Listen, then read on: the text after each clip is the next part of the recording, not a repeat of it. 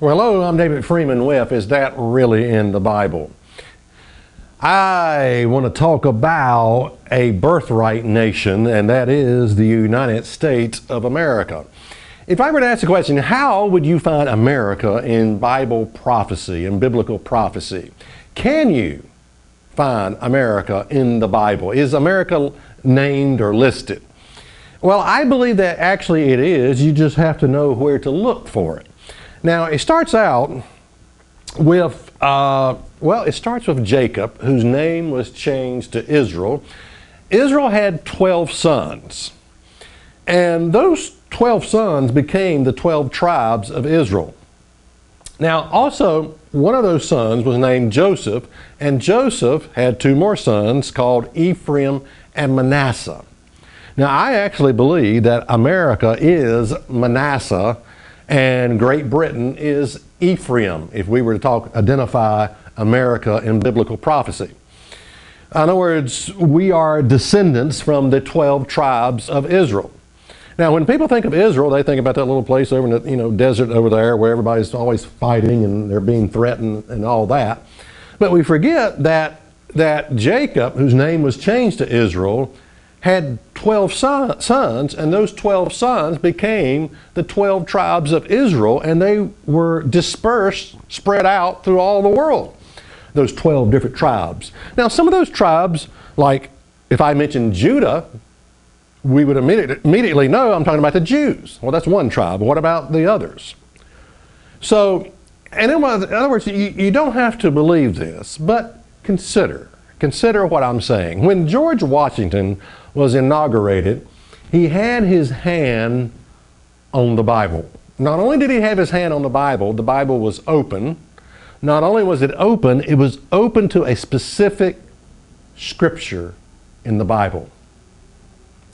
And that scripture has to do with the birthright blessing that was passed on to Joseph.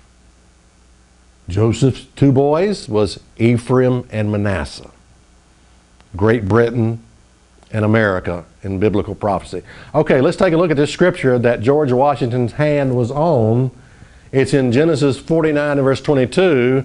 It says, Joseph is a fruitful bough, even a fruitful bough by a well, whose branches run over the wall. The archers have sorely grieved him and shot at him and hated him. Yes, America is hated. But his bow abides in strength, and the arms of his hand were made strong by the hand of the mighty God of Jacob. From thence is the shepherd the stone of Israel.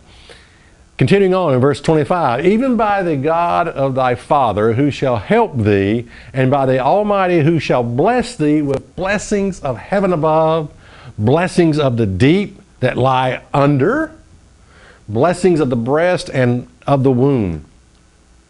Now, if you look at and study these birthright blessings that were passed on to to Joseph and then these two boys, Ephraim and Manasseh, they were incredible blessings. I mean, blessings beyond anything that we can comprehend.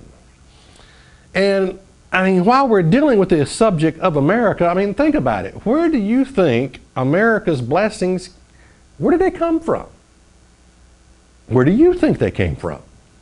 Do you think that these blessings that we have today came from our goodness? Well, today, America is the largest exporter of pornography. No, it didn't come from our goodness. Do you think it came because we deserve it as a nation?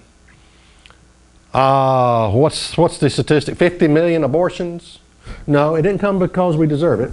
Do you think we stole these blessings from other nations, like Africa and India? No, we didn't steal them from anybody.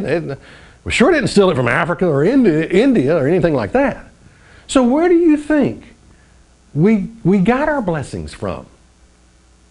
Again, George Washington, in his inauguration, his hand was on the Bible to the birthright blessing that was passed on to Joseph.